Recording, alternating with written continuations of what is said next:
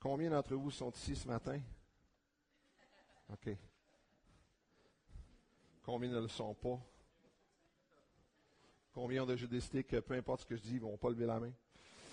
All right, quelques pensées du jour, pour bien partir la journée. Je crois que ça date de 1994, celle-ci. N'allez pas à la pêche pour attraper des poissons, mais pour essayer votre matériel de pêche. Tous ensemble? Au lieu d'acheter un Renault, achète-toi une Lada, puis tu pourras avoir autant de troubles pour moins cher. Celui qui donne un chien à son poisson ou qui donne une 3e couche de peinture sur sa brosse à dents existe. Ça, c'est profond. Si les enfants sont beaux, c'est parce que le père est beau. Si les enfants sont laids, c'est parce que la mère est laide.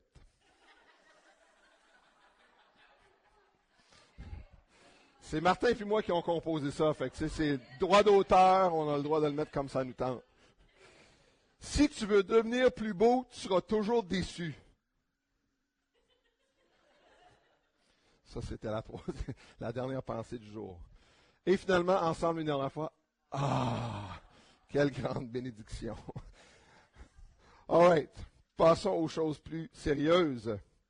Ça fait 2 jours qu'on parle de saine doctrine, avec un peu de mise en pratique, mais ce matin, je veux tourner le coin comme Paul le faisait. Il pose le fondement doctrinal d'une chose, puis ensuite, souvent on lit « maintenant » ou « à cause de cela », ou en anglais « therefore ». Donc, exactement. Et puis, c'est ce que je veux faire un peu ce matin. Et je vous invite à une lecture dans le livre de Romains, l'Épître aux Romains, et le fameux chapitre 6. En fait, les chapitres 6 et 7, je pense, sont probablement les chapitres les plus complets en ce qui a trait à la mise en pratique de cette question de mon identité. Alors que vous tournez à ce texte, soit en vrai ou dans vos esprits, je vous raconte 3 événements que j'apprécie beaucoup. 3 événements qui, pour moi, sont toujours un bienfait spirituel pour moi. Le premier, c'est d'assister à un mariage. Il y a quelque chose de très solennel qui se passe lors d'un mariage. Dieu est présent d'une façon très particulière pour accomplir quelque chose de très particulier, à unir 2 vies ensemble. Et vous savez, des fois, on oublie que c'est pas l'union du mariage, c'est pas juste un acte humain, c'est pas juste qu'aux yeux des hommes et du gouvernement, mettons, que les 2 vont s'unir. C'est vraiment Dieu qui va les unir. Et donc, Jésus va dire ce que Dieu a uni, qu'on ne le sépare pas. Et donc, pour moi, chaque fois que j'assiste à un mariage, je suis à nouveau mis devant le défi et le rappel de mes vœux que j'ai fait envers ma douce 3/4 qui est là-bas. Ma meilleure 3/4, c'est sûr. Oui, depuis, ça fait 30 ans cette année, chers amis, qu'on est mariés. Oui, merci. Oui, on s'est mariés à 7 ans, c'est pour ça qu'on a l'air tellement jeunes. Non, mais c'est un bon rappel. Tu sais, quand tu veux un mariage, tu te rappelles. En tout cas, pour moi, je me rappelle ce jour-là, le 7 mai 83, où j'ai dit oui, je le veux. Mais plus que ça encore, j'ai dit voici mes promesses. Voici mes vœux que je te fais en public et devant Dieu. Et l'inverse s'est fait aussi, heureusement. Le deuxième, c'est les funérailles. Et ça vous paraît peut-être étrange, mais je n'assiste jamais à une funéraille sans que ça me touche. Que ça me met au défi, non maintenant évidemment devant une autre réalité, celle du fait qu'un jour ça va être la mienne. Et il va y avoir des gens dans la salle et je n'y serai pas. Je vais laisser derrière moi mon corps, that's it, that's all, moi je serai parti. Mais le jour de la fin de ma vie sur Terre arrive inévitablement. Et c'est drôle quand je vais dans des cimetières. Et j'ai un ou une cimetière? Un cimetière? Quand je vais dans un cimetière, j'en ai un en particulier que j'aime beaucoup fréquenter parce qu'il y a des vrais hommes de Dieu qui sont enterrés là. Et des hommes que j'ai beaucoup appréciés au fil de ma vie. Des gars comme Norman Buchanan, puis Arnold Reynolds, puis Dr. Klink. Tous des hommes enterrés ou même je me dis, il va y avoir de l'activité ici le jour de l'enlèvement de l'Église, mon homme, parce qu'il y a plusieurs tombeaux qui vont s'ouvrir ici. Mais c'est un bienfait spirituel d'être placé devant cette réalité-là, de la fin de la vie. Et quand vous regardez sur une pierre tombale, vous avez une année qui représente le début de la vie, une autre qui représente la fin de la vie, puis vous avez un trait d'union, puis le trait d'union, c'est ta vie. C'est pas long. Ma vie, c'est un trait d'union. Et la troisième, c'est un baptême. Les baptêmes, pour moi, sont un temps aussi de rappel. Le jour que, devant des témoins à l'âge de 9 ans, j'ai passé par les eaux du baptême à Grace Chapel, à Sherbrooke, et j'ai témoigné publiquement du fait que j'avais reçu Jésus-Christ comme Seigneur et Sauveur. Et j'ai eu le privilège d'assister à beaucoup de baptêmes au fil des années, puis je ne suis jamais devant un baptême sans me remémorer le mien. Et l'engagement que j'avais pris devant le Seigneur. Et j'ai eu le privilège de baptiser à plusieurs endroits, entre autres ici, je me souviens, lors du baptême de Yannick, qui est maintenant la femme de Martin. C'est moi qui avais prêché à son baptême ici, sans savoir qu'un jour, elle serait la femme de mon bon ami Martin. J'ai eu le privilège de baptiser un frère dans le Jourdain, en Israël, voilà une couple d'années. Ça, c'était vraiment intéressant. On a été tous les deux guéris de la lèpre en se levant de l'eau. Mais chaque fois que j'assiste ou que je participe, ça me fait réfléchir à ça. Et vous savez, le baptême, trop souvent, je pense qu'on pense juste en fonction d'un certain aspect de l'image. L'idée que je passe en dessous de l'eau, c'est ma mort et mon ensevelissement, et quand je sors de l'eau, c'est ma résurrection. Et tout ça, c'est vrai, mais il y a une autre couche d'idées là-dedans, qui relève de la culture du temps de Jésus et de Jean-Baptiste, alors qu'on utilisait le concept de baptisoer une chose, et j'y avais fait référence brièvement l'autre jour, où ce qu'on prenait un tissu, c'était toute une industrie. On prenait des tissus, puis on les plongeait dans une teinture.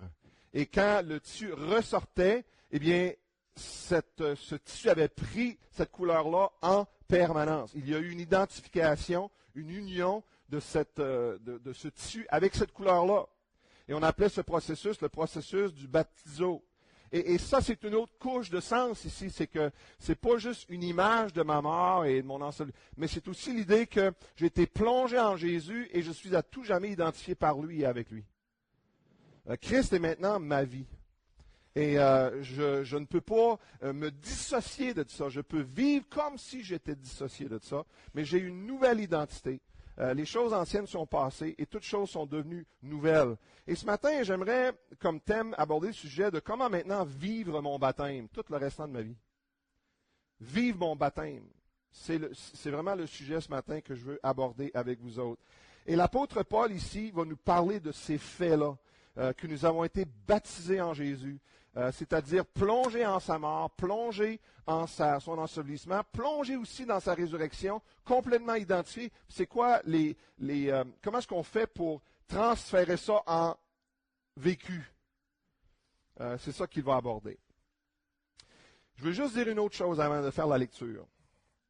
Je pense que la question qui est devant nous en passant, c'est comment est-ce que je fais de ma nouvelle identité une réalité dans mon expérience.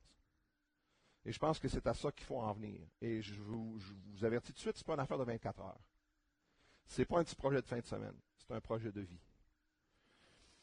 Et avant de répondre à la question, j'aimerais simplement clarifier c'est quoi la nature du combat. C'est un combat entre quoi et quoi, auquel on fait face à tous les jours. On s'entend que ma nouvelle nature, ma nouvelle identité, c'est clair que cette identité, cette nouvelle nature aime et désire la propreté et la justice pour toutes les bonnes raisons. Cette nouvelle nature ne peut d'elle-même pécher. C'est un bloc de bois qui flotte.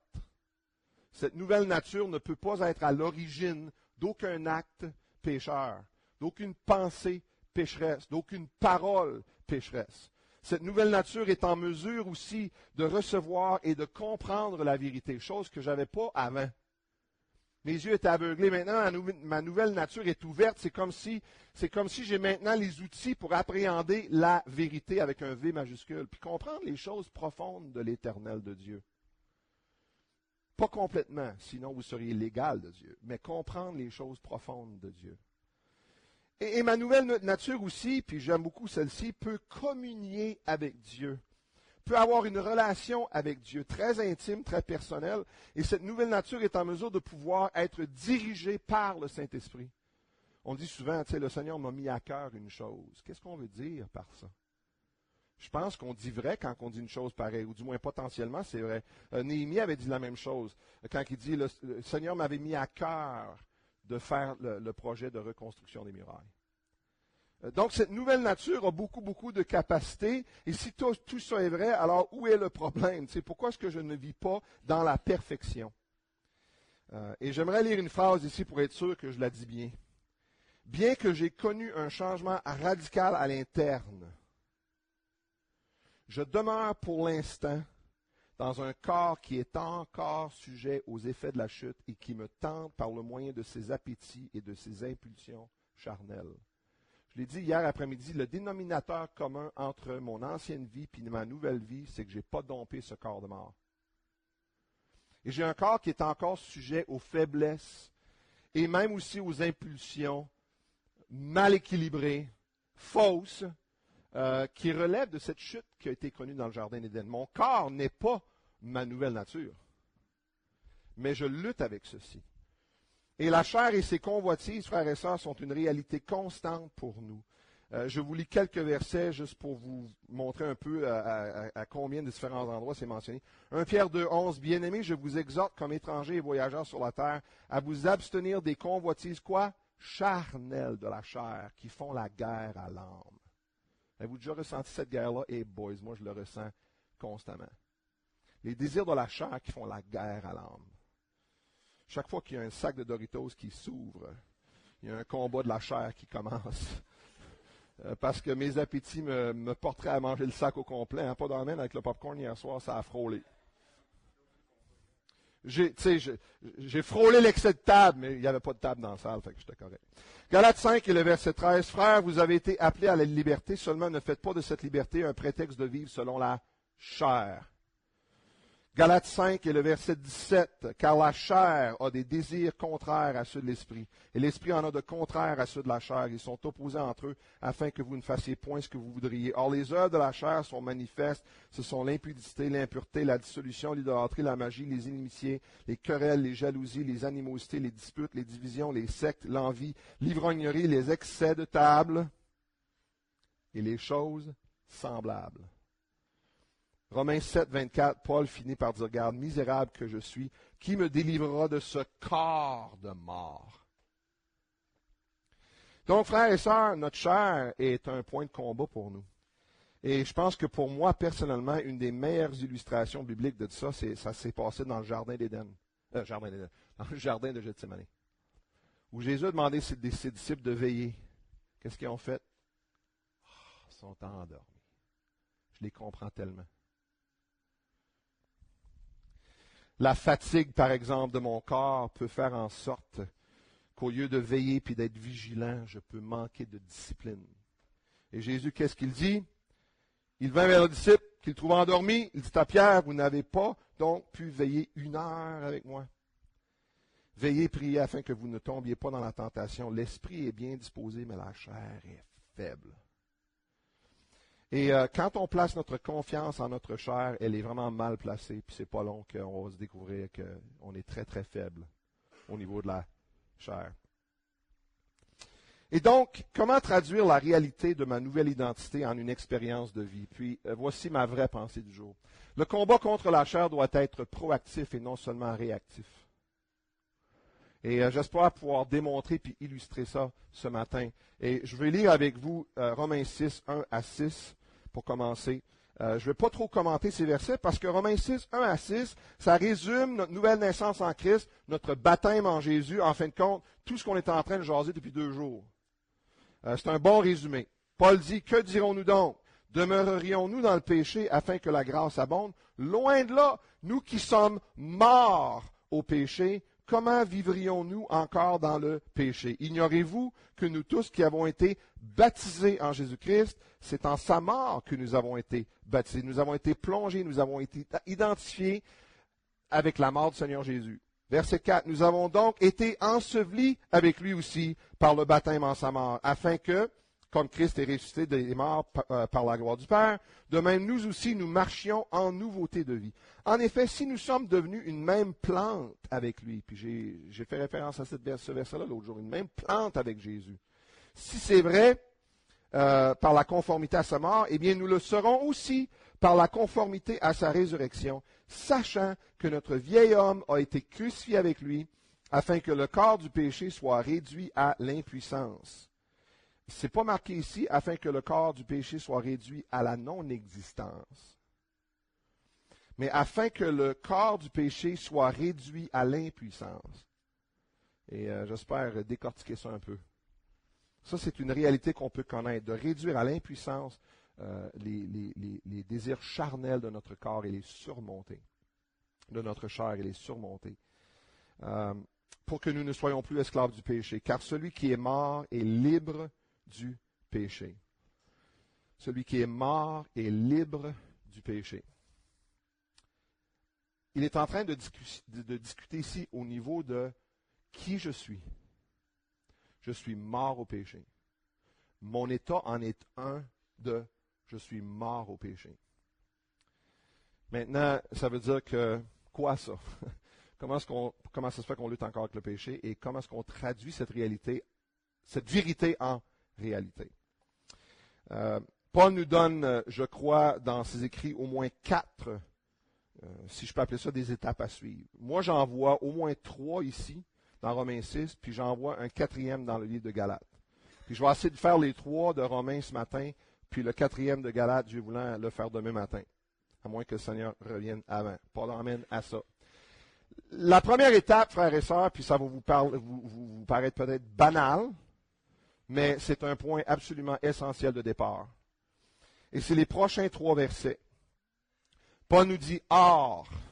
En d'autres mots, là, c'est le temps là, de commencer à passer à l'application. « Or, si nous sommes morts avec Christ, nous croyons que nous vivrons aussi avec lui, sachant que Christ, ressuscité des morts, ne meurt plus. La mort n'a plus de pouvoir sur lui, car il est mort, et c'est pour le péché qu'il est mort une fois pour toutes. Il est revenu à la vie, et c'est pour Dieu qu'il vit. » On pourrait faire un message au complet juste sur ces 3 versets-là. Je vais essayer de les résumer.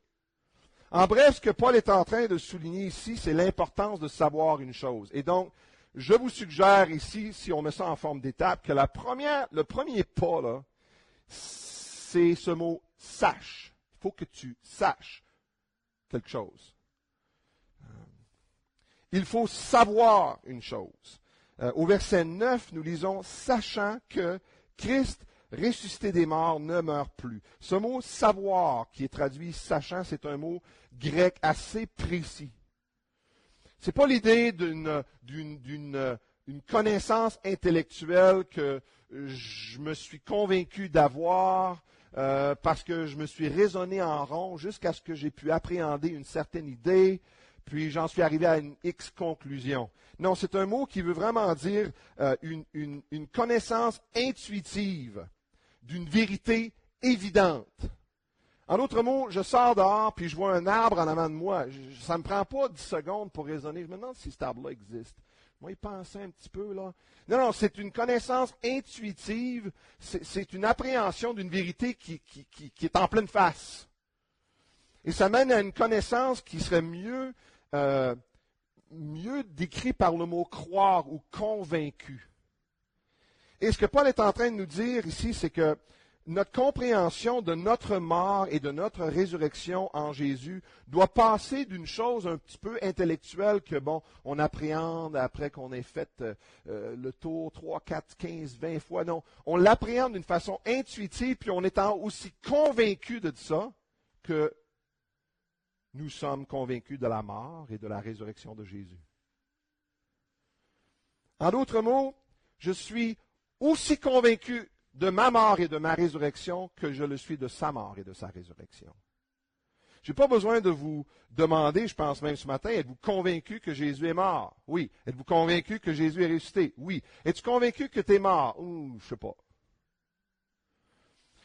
Cette connaissance, quand il dit « sachant que Christ », il nous amène à comprendre que si nous voulons aller plus loin, puis vivre la réalité, bien cette connaissance de cette vérité là, de la nouvelle naissance doit passer d'une idée éphémère à laquelle on est peut-être convaincu, peut-être pas autant. Ça doit passer de là à une vérité intuitive qui est évidente pour nous. on est aussi convaincu de notre mort et de notre résurrection que nous le sommes de la mort et de la résurrection de Jésus. C'est au même niveau de conviction. Je le sais de la même façon et par le même moyen que je sais que Christ est mort et ressuscité. Je vous pose une question.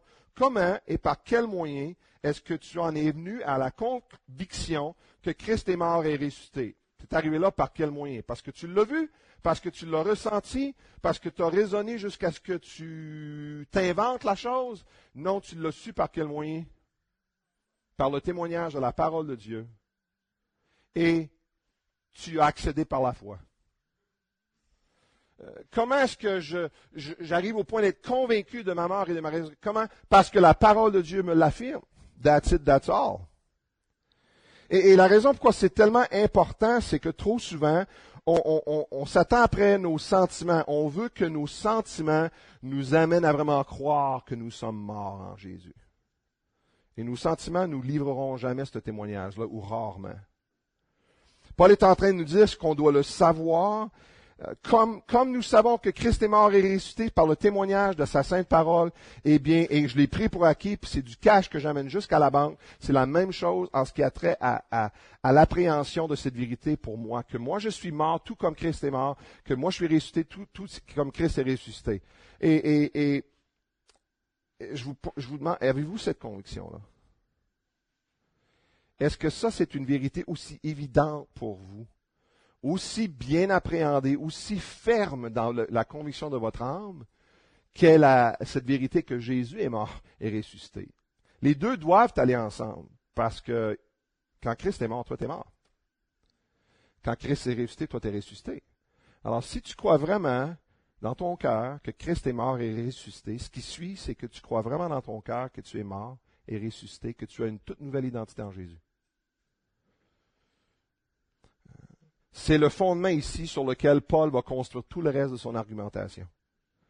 Et si tu luttes encore avec ça, ma suggestion pour toi et pour moi, c'est de demander au Seigneur, Seigneur, donne-moi cette conviction-là. Amène-moi à vraiment savoir que je suis réellement mort avec toi. Que donc ces choses anciennes sont réellement passées, enterrées, ensevelies avec Jésus. Et que maintenant, j'ai été ressuscité avec Christ à une vie nouvelle. Je dois avoir cette conviction profonde. Et si je ne l'ai pas, ce serait un excellent sujet de prière. Paul passe plus loin, puis il dit au verset 11, « Ainsi vous-même, regardez-vous comme morts au péché et comme vivants pour Dieu en Jésus-Christ. » Donc maintenant que tu sais ça dans ta tête, puis c'est une conviction, prochaine étape, je vais utiliser le mot « compte ». Ce n'est pas le mot qui est dans le Louis II, ce n'est pas le mot qui est dans le Sommeur, mais vous allez comprendre un instant pourquoi j'utilise le mot « compte ». Il dit ici, « Ainsi vous-même, vous savez maintenant que c'est vrai, vous avez cette conviction que vous êtes mort et ressuscité. Maintenant, regardez-vous comme mort au péché et comme vivant pour Dieu en Jésus. » La phrase « regardez-vous », c'est ce petit bout-là que j'aimerais qu'on considère un peu ici. Là. Le Louis II utilise « regardez-vous ». La traduction Le Sommeur le traduit ainsi « Ainsi vous aussi considérez-vous comme mort pour le péché et comme vivant pour Dieu ». C'est un mot grec intéressant, puis je ne veux pas essayer de rendre la chose compliquée, mais je ne sais pas si vous voyez un mot là-dedans qui ressemble à un mot qu'on connaît, le mot « logique ». Et c'est le mot grec « logizomai » qui est traduit dans le Louis II avec « regardez-vous comme mort ». Et c'était un mot qu'on utilisait dans le monde de la comptabilité. C'était l'idée de faire un calcul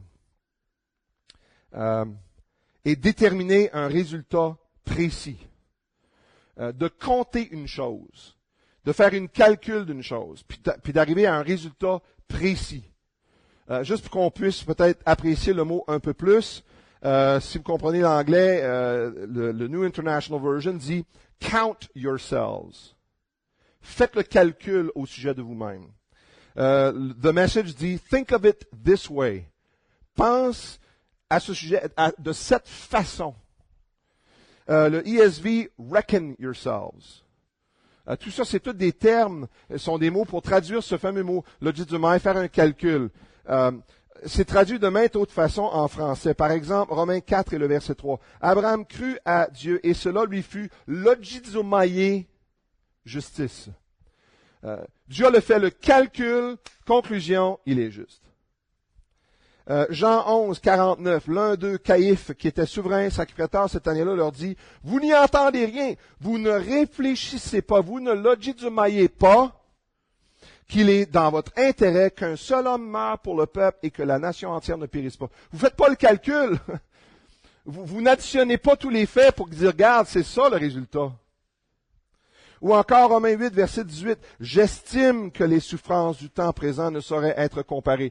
Je logizomai, que les souffrances du temps présent ne sauraient être comparées. Je fais le calcul, je fais le bilan, puis la conclusion, c'est que les souffrances présentes, là, tu peux même pas le comparer à ce qui s'en vient.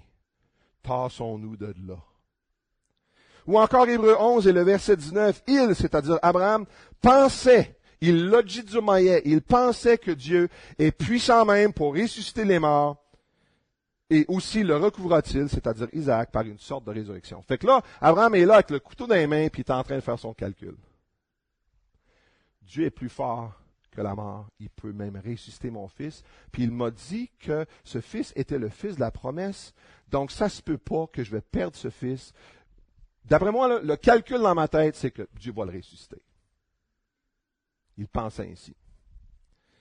Vous savez, quand on fait la comptabilité, là, il y en a peut-être que je vous aime pas faire la comptabilité, mais il n'y a aucune place dans la comptabilité pour les suppositions puis les peut-être. Non, on compose avec des quoi? Avec des faits. On ne dit pas, tout ça revient à environ 327,26 $. Non, excuse-moi, là, c'est-tu 327,26 ou c'est-tu autre chose? Regarde, c'est pas vague, là. La comptabilité, là, ça prend pas de 3 doctorats pour faire du calcul.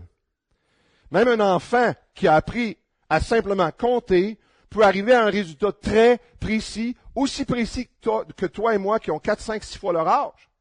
Parce que la comptabilité, c'est quelque chose de très précis. C'est une des choses que tout le monde peut faire correctement sans beaucoup de compétences. Donc, j'ai écrit comme suit. On compte sur les chiffres, on compte les chiffres, on donne un compte rendu du chiffre qui est dans le compte de banque. That's it, that's all. C'est soit 326, c'est 27 ou c'est d'autres choses, mais ça peut pas être vague et flou. Parce qu'on compose avec des faits, on arrive avec résultat X. Discussion terminée. Il n'y en a pas de discussion. Et voilà comment je dois agir à l'égard des faits de ma nouvelle naissance. Je dois compter sur les faits de ma nouvelle naissance, puis calculer en conséquence.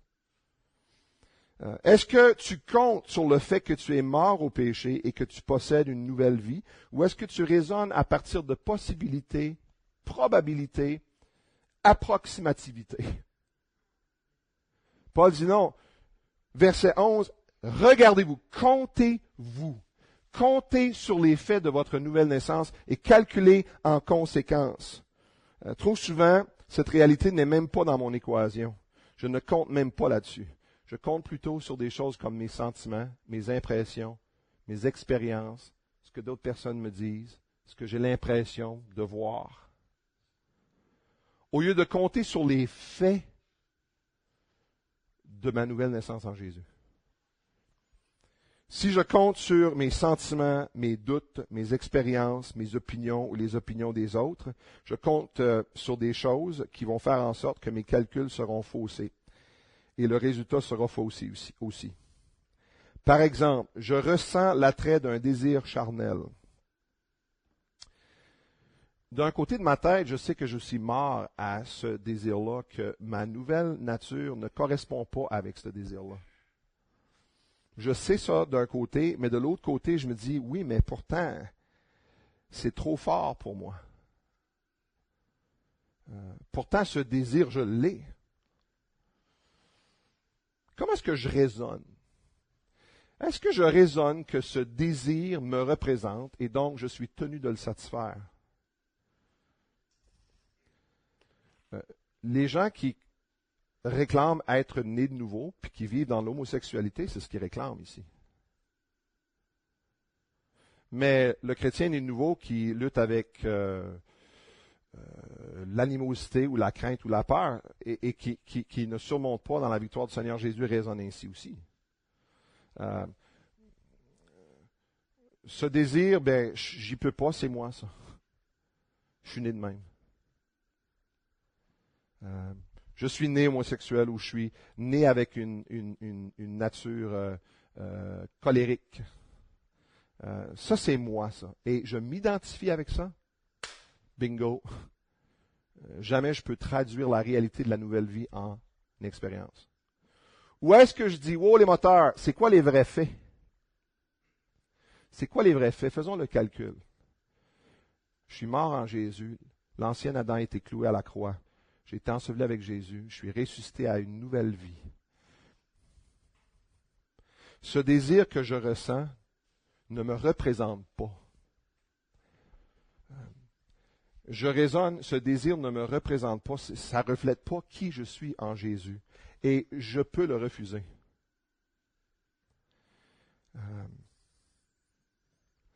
Devant chaque moment de tension entre la nouvelle nature et la chair, j'ai une décision à prendre. Je vais m'identifier avec laquelle? Est-ce que je vais m'identifier avec les désirs de ma chair qui sont là, ou est-ce que je vais m'identifier avec qui je suis en Jésus? Vous savez, lorsqu'on pêche, nous pratiquons l'hypocrisie, parce que nous agissons de façon contraire à ce que nous sommes. Moi, j'ai déjà entendu des chrétiens dire, oui, mais j'ai le désir de faire le mal. Donc, si je résiste puis je le fais pas, j'agis en hypocrite. Parce que je veux lui donner une bonne volée, mais je le fais pas, j'agis en hypocrite. Non, non, non. Tu agis en fonction de qui tu es. Lâcher une bonne volée en pleine face, ça, c'est d'agir en hypocrite. Parce que là, tu n'agis pas en fonction de qui tu es. C'est pas des jeux, des mind games ici. C'est des compositions des faits où je calcule, je me considère, je me regarde, je me vois, je fais le calcul, je dis voici les faits, 1, 2, 3, 4, 5, ça égale ça. Et donc, devant chaque moment de tension, je dois m'arrêter, frères et sœurs, pour me rappeler qui je suis en Jésus. Je dois passer aux mathématiques, aux comptes. Peut-être ça peut sembler étrange. Je pense que c'est étrange au début quand on le fait, mais tranquillement, on s'appréhende de plus en plus cette réalité dans notre vie, que nous allons vivre en fonction de ce que nous sommes et non pas en fonction de ce qu'un certain désir, ce désir qui fait appel à nous. Cela étant fait, on arrive au moment critique. Et je vais utiliser le mot livre. Non pas un livre que tu lis, mais quelque chose que tu fais. Je me livre ici. Ça, c'est dans les prochains versets. Que le péché ne règne donc point dans votre corps mortel, et n'obéissez pas à ses convoitises, ne livrez pas vos membres au péché comme des instruments d'iniquité, mais donnez-vous vous-même à Dieu comme étant vivants de mort que vous étiez, excusez, et offrez à Dieu vos membres comme des instruments de justice, car le péché n'aura point de pouvoir sur vous, puisque vous êtes non sous la loi, mais sous la grâce. Le mot grec pour livrer revient 5 fois dans ce chapitre. 2 fois au verset 13, une fois au verset 16, 2 fois au verset 19. Et c'est le mot paristémie qui, malheureusement, est dur à bien traduire en français, plus facile en anglais. Ce mot-là veut dire de se tenir à côté. En anglais, c'est traduit par bystander. Il y a une conversation qui se passe, il y a quelque chose qui se passe, puis toi, tu te tiens à côté de ça. Tu es un bystander.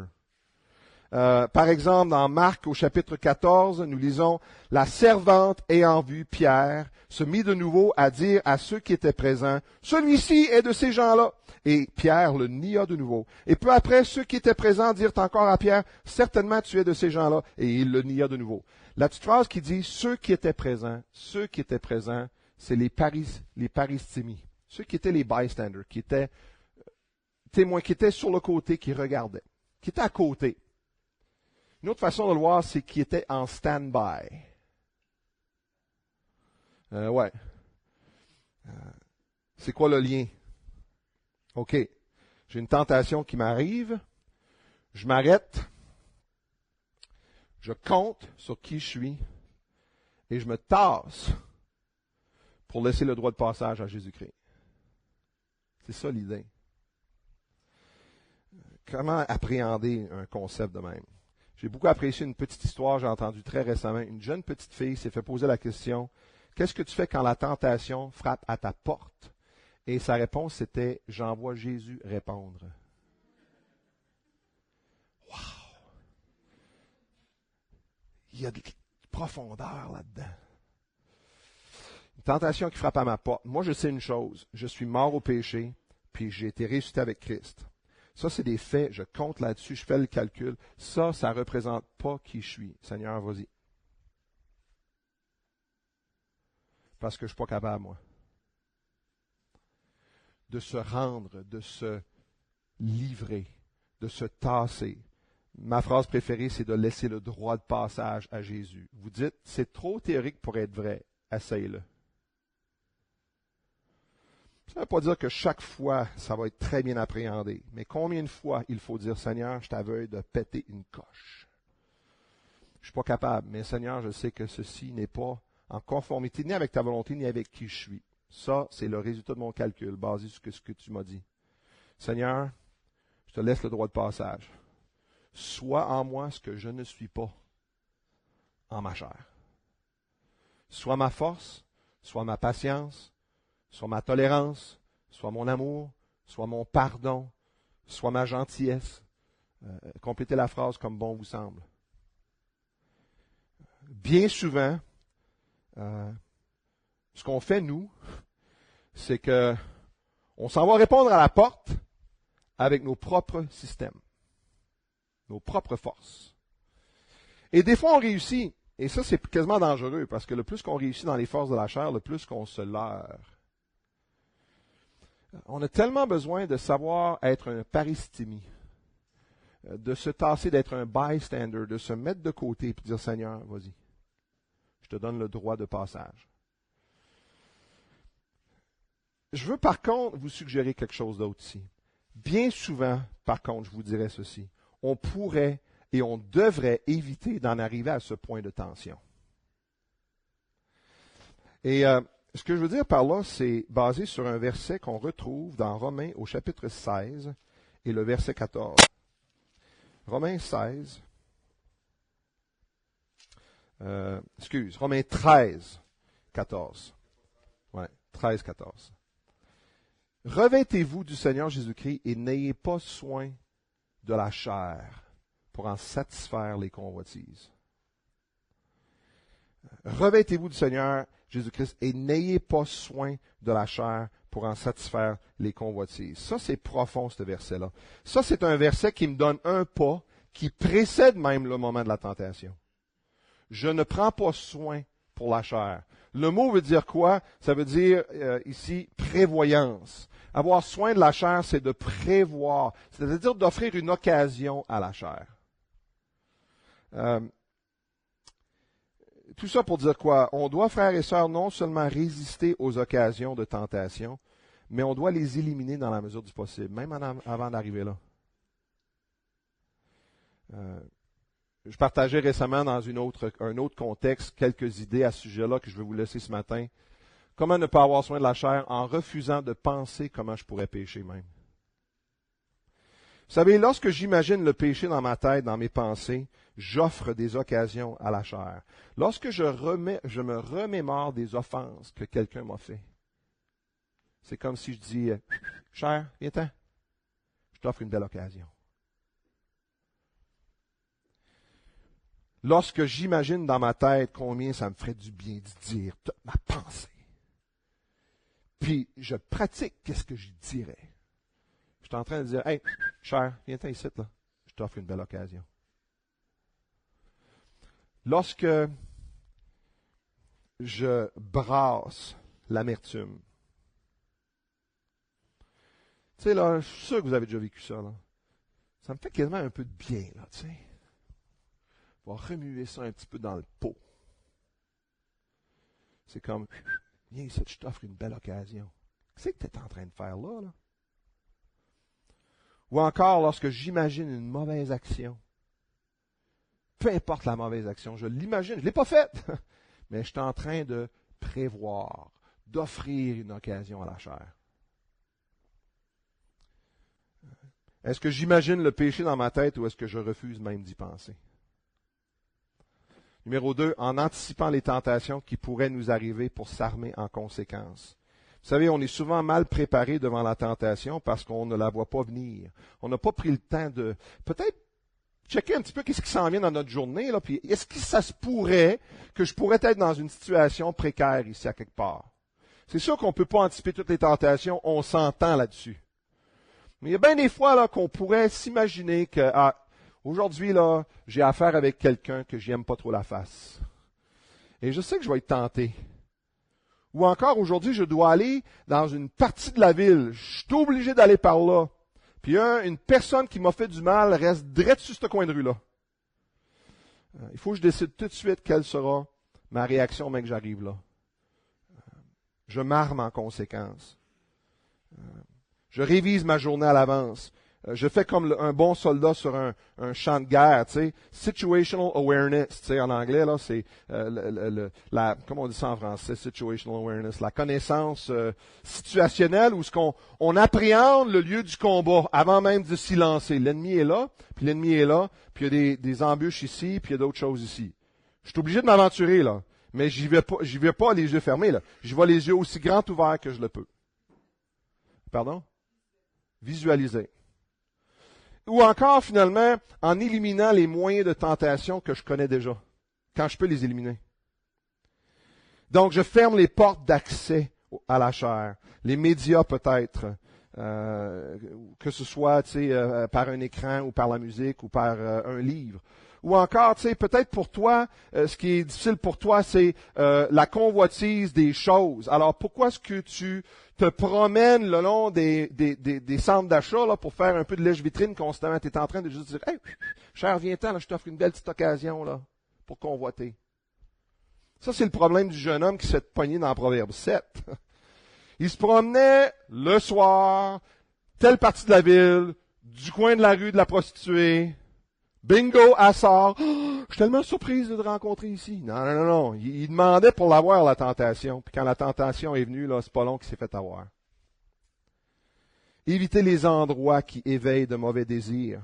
Convoitise, colère, amertume, crainte. Vous savez, il y a quelques mêmes endroits physiques que chaque fois que j'y vais, là, ça me rappelle quelque chose qui m'a été fait, qui me fait beaucoup de mal.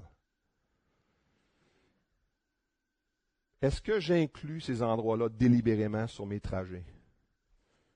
Tu sais, juste pour tourner, là, pour y goûter encore, là, qu'est-ce qui m'a été fait? Cher, viens-t'en, je t'offre une belle petite occasion. Amertume, crainte et ainsi de suite. Évitez de s'entretenir avec des gens qui nous mènent dans les mauvaises voies. Paul nous dit, ne vous y trompez pas, les mauvaises compagnies corrompent les bonnes mœurs. Il faut avoir de la sagesse, parce que Dieu ne nous dit pas de quitter le monde. Mais il y a des personnes, peut-être, qu'on se dit, garde, je peux éliminer des moyens de tentation ici, puis je devrais le faire. Parce que quand je fais le calcul, je comprends là, que je ne suis pas ce que j'étais. Je suis un enfant de Dieu né de nouveau. Je suis mort à ces choses-là. Je suis ressuscité. J'ai la possibilité de marcher en nouveauté de vie en tout temps. Ça, c'est le résultat du calcul. Maintenant, Seigneur, je me tasse. Je te laisse le droit de passage. Mais aussi, en même temps, je vais faire tout en mon possible pour ne pas offrir à la chair de belles occasions. Il y a une histoire que j'apprécie beaucoup en 5 chapitres. C'est très vite, cette histoire. Je marche le long d'une rue, il y a un trou profond dans le trottoir, je tombe dans le trou, je suis perdu, ce n'est pas de ma faute, ça me prend beaucoup d'efforts pour sortir du trou. Fin du chapitre numéro 1. Chapitre numéro 2, je marche le long de la même rue, il y a un trou profond dans le trottoir, je prétends ne pas le voir, je tombe dans le trou encore une fois, je n'arrive pas à croire que je suis encore ici, ça prend encore beaucoup d'efforts pour sortir. Chapitre 3, je marche le long de la même rue, il y a un trou profond dans le trottoir, je le vois, je tombe encore une fois dans le trou, c'est maintenant une habitude. Je sais où ce que je suis, puis je sors immédiatement. Chapitre 4, je marche le long de la même rue, il y a un trou profond dans le trottoir, je m'efforce de le contourner, mais c'est pas facile. Chapitre 5, je choisis une autre rue. Je sais qu'il y a un trou là. J'ai tombé la première fois, ok, c'était peut-être probablement pas de ma faute. Deuxième fois, petite lumière jaune sur le dash, là. Troisième, quatrième, ça vire en rouge, là. Ouais, mais il n'y a pas un verset dans la Bible qui dit « Tu ne prendras pas cette rue-là ». Donc, ça doit être correct. C'est comme ça qu'un bébé là la raisonne. Papa et maman, ils m'ont pas dit que c'était pas correct, ça doit être correct. Il n'y a pas un verset dans la Bible qui nous dit, fais pas ça, ça doit être correct. Attends une minute, là. Hébreux 5 nous dit, soyez pas des bébés. Par l'usage de la parole, développez du discernement pour faire la différence entre le bien et le mal. Si le bien et le mal étaient toujours noir et blanc avec un verset pour chaque situation, où serait le besoin du discernement? Il n'y en aurait pas. C'est le fait que tout n'est pas noir et blanc qui fait en sorte que tu as besoin de discernement, parce que même quand c'est pas clair avec un verset, il y a du bon puis il y a du mauvais. Puis il faut savoir trancher. Et donc, le trou dans le trottoir m'aide beaucoup. On a vu des moyens de ne pas avoir soin de la chair, mais le meilleur moyen, c'est quoi? C'est de revêtir le Seigneur Jésus. Et Galates 3, 27 nous dit, vous tous qui avez été baptisés en Christ, vous avez revêtu Christ. Et donc, ça veut dire que cette vérité positionnelle doit venir une réalité dans ma vie. C'est un combat qui ne doit pas juste être réactif, mais proactif. Je dois savoir une chose, puis je dois l'appréhender aussi convaincu de la chose que je le suis de la mort et la résurrection de Jésus. Je compte là-dessus, mes calculs, mes équations, toute ma façon de concevoir là, est calculée en fonction de ces faits. Et ensuite, je livre, je me tâche, je deviens un stand-by quelqu'un quand c'est le temps devant une décision. Jésus, vas-y fort. Soit ma vie, soit ce que je ne suis pas dans ma chair. Il y a une dernière qu'on va faire demain, c'est cette question de marcher selon l'Esprit. Et vous n'accomplirez pas les désirs de la chair. Je vous rappelle ce verset-là. C'est par lui que vous êtes en Jésus-Christ, qui par la volonté de Dieu a été fait pour nous sagesse, justice, sanctification et rédemption, afin, comme il est écrit, que celui qui se glorifie dans le Seigneur. Ma pensée du jour pour vous, donc, frères et sœurs, c'est faites de ce combat quelque chose de proactif. Pas quelque chose de réactif. Tu sais, là, je suis dans le trou encore. Je suis encore dans le même trou. Mais de commencer à vous baser sur ce que la parole de Dieu vous dit concernant qui vous êtes. Composez avec ça. Laissez Jésus vivre sa vie en vous, devant chaque décision, devant chaque situation qui est une tension entre la chair et qui vous êtes. Et demain, on va parler de la marche selon l'Esprit, qui est vraiment critique aussi. Et je crois sincèrement de tout mon cœur que, même si ça vous semble théorique quand j'en parle, ça marche, parce que la Bible le dit. On n'est pas des experts à le faire du jour au lendemain. Mais c'est à ça qu'on est appelé. Seigneur Jésus, je prie que tu nous aides à marcher d'une manière digne de la vocation qui nous a été adressée en Jésus.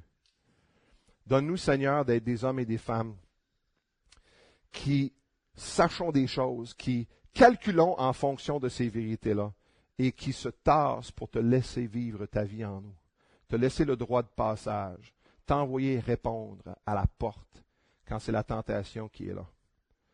Et apprends-nous aussi à marcher selon l'Esprit. Aide-nous même aujourd'hui avec ces vérités, à pouvoir les mettre en pratique pour ta gloire. Et je te demande ces grâces au nom de Jésus. Amen.